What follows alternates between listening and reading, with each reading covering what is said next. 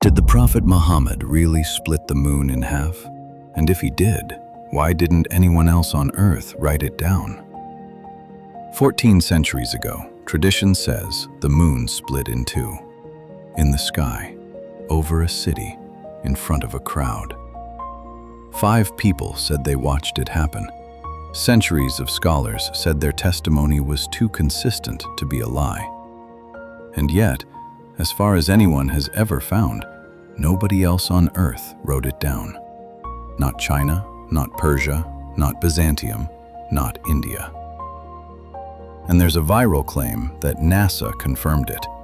We checked. It's not what you think. 3 questions collide: what the witnesses said, what history is missing, and what the moon itself can actually prove. Let's start with the strongest version of the story anyone has ever told. One quick promise before we go further. This isn't a debate, it isn't mockery. Most Islamic scholarship treats this as a real historical miracle, and we're going to show you exactly why, straight from their own sources. Then we're going to show you what historians and scientists say when they look at the exact same claim from the outside. No verdict. Every source on screen as we say it. You decide.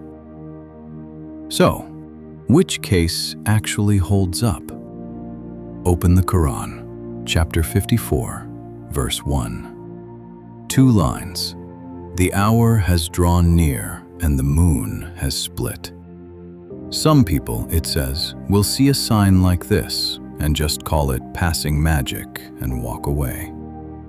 That's the entire seed of the story. Everything else comes from hadith, eyewitness testimony, passed down name by name. And here's the first number that should stop you. Not 1 witness. 5. Ibn Mas'ud, Anas ibn Malik, Ibn Abbas, Ibn Umar, Jubair ibn Mutim. 5 separate companions, more than a dozen separate chains, all preserved in Sahih al-Bukhari and Sahih Muslim, the 2 most trusted hadith collections in Sunni Islam. Ibn Mas'ud's account. The moon split into 2 pieces, one over the mountain, one beyond it. The Prophet said one word: witness. Think about that for a second. Picture 5 different people on 5 different rooftops under the exact same sky, each one certain for the rest of their lives that they'd seen something the world would never see again. Anas ibn Malik's account. The people of Mecca demanded proof. He showed them the moon split in half, the mountain visible between the 2 pieces. Ibn Abbas's account says the same thing in fewer words. It split during the Prophet's life. Here's why hadith scholars take this seriously. This isn't one report repeated. It's several people independently describing the same night. Scholars have a word for that: mutawatir. Plain translation: so many separate chains told the same story that a coordinated lie becomes almost unthinkable.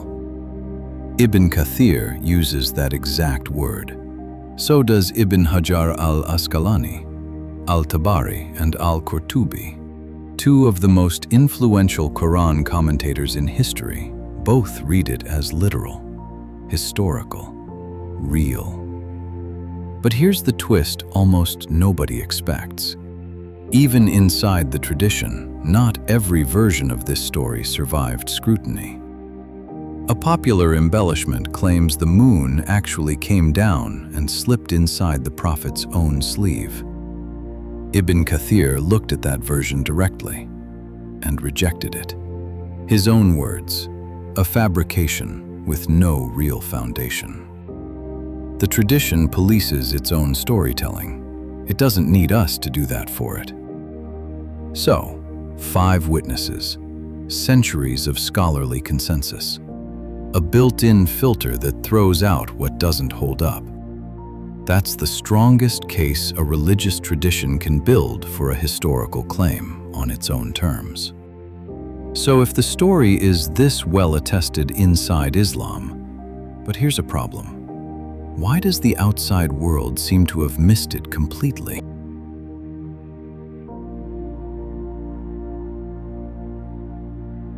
Here's the question that has followed historians for well over a century. If the moon split in half over a city in front of a crowd, why did nobody else on Earth write it down? This isn't a small gap. The early 600s had serious astronomy. Picture a court astronomer in Tang Dynasty China. His entire job, his only job, was watching the sky and logging what he saw.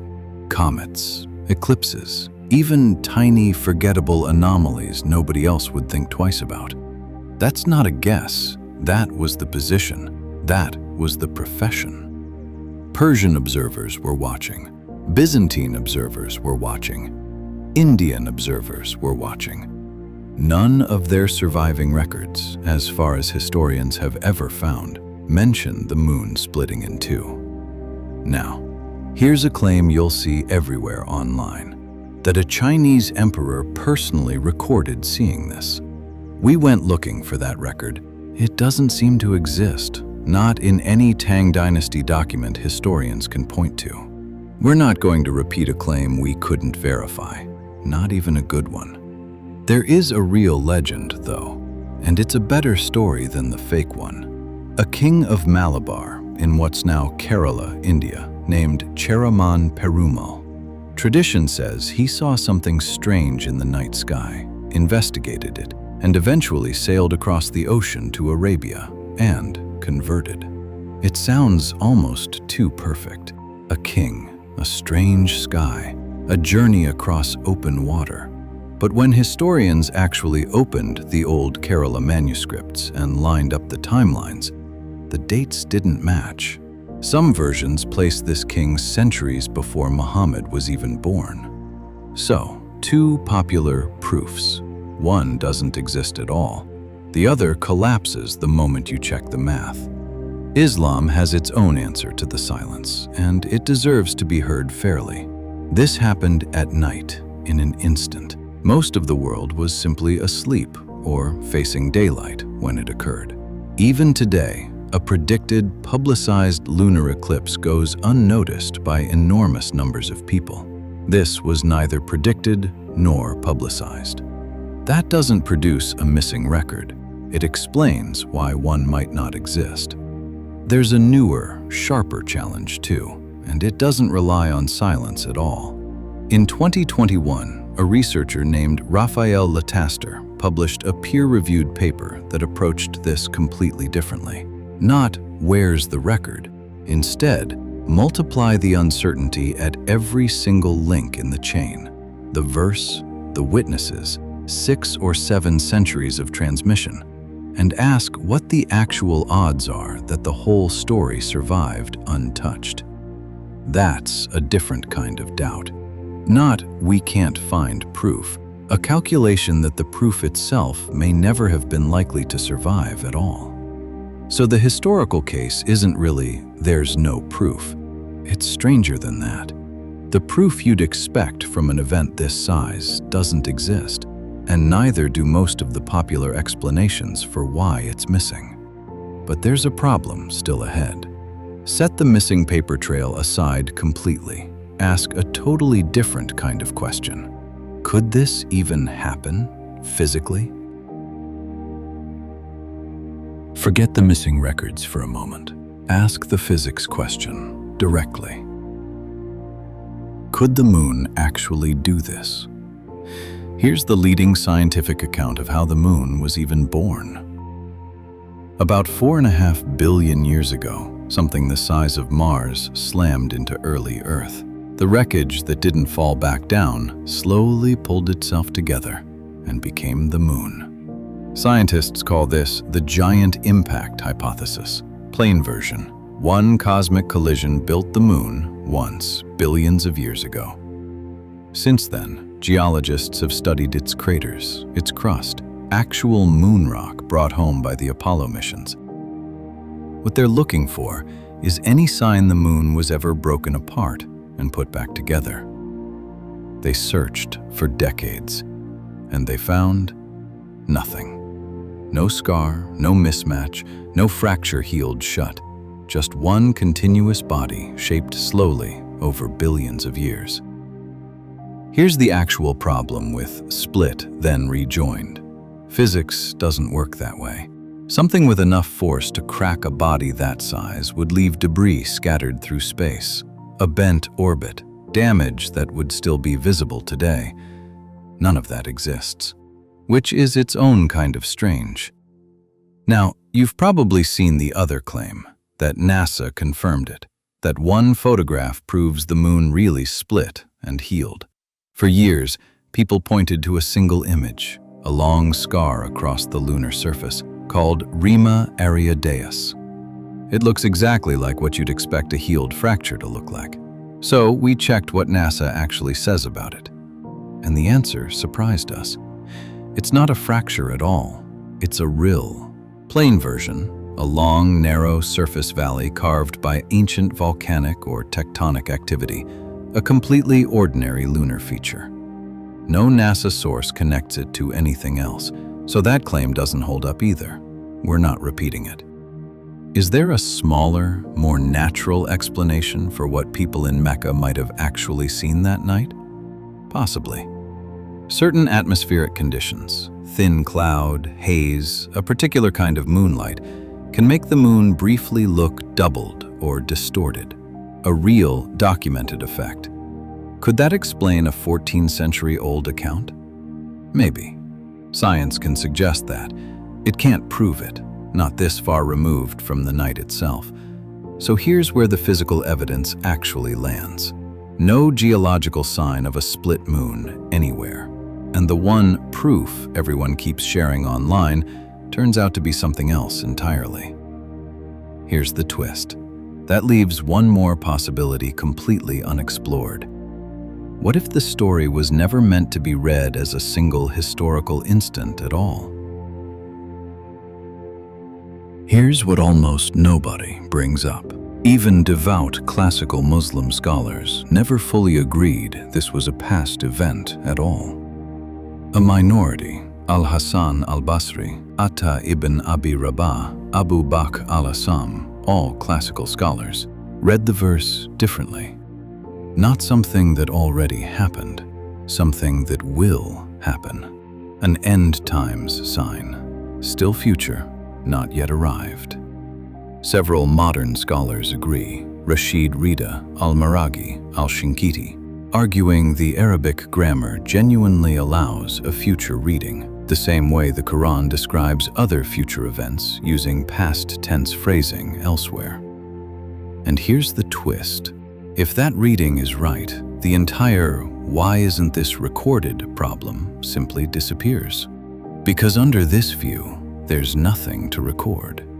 Yet, there's a second, narrower challenge from inside modern Islamist scholarship itself. Sayyid Qutb, one of the 20th century's most influential commentators, questioned using this event as legal-style proof of prophethood at all. That's a smaller claim than denying it happened. It's a claim about what the event is supposed to prove. And a third possibility, weaker than the other two, worth being honest about. Some modern writers suggest the companions experienced a vision, not an ordinary shared sighting. Here's the problem with that one. The hadith describe multiple people standing together watching the same sky at the same moment. A private vision sits awkwardly next to that. We're including it because it exists, not because it holds up as well as the others. So, the moon split was never one claim, even to Muslims themselves. It's at least 4 completely different claims wearing the same 6 words.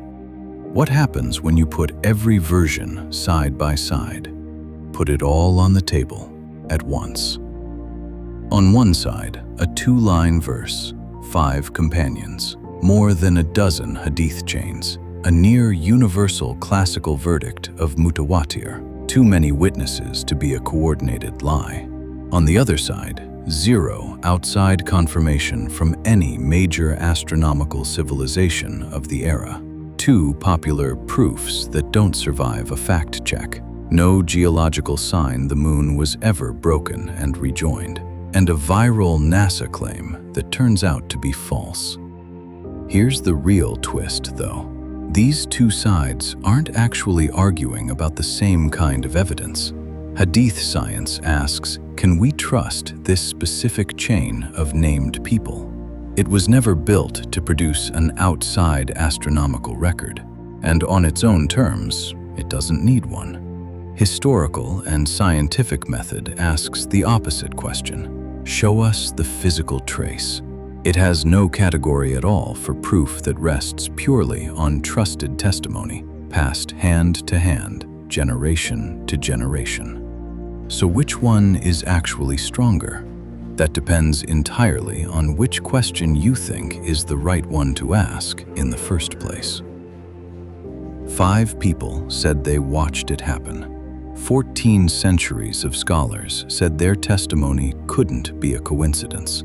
And the rest of the world, as far as anyone can find, simply never wrote it down. Both of those things are true at the same time. That's not a contradiction waiting to be solved. It might just be the actual shape of the story. So, did the moon really split? Or is the story meant to be understood differently? We're not going to answer that for you. That was never what this film was for. 2 kinds of evidence, 2 ways of seeing the same sky. Tell us which one you believe, and respect whoever answers differently. This has been 2 Perspective. Thanks for watching.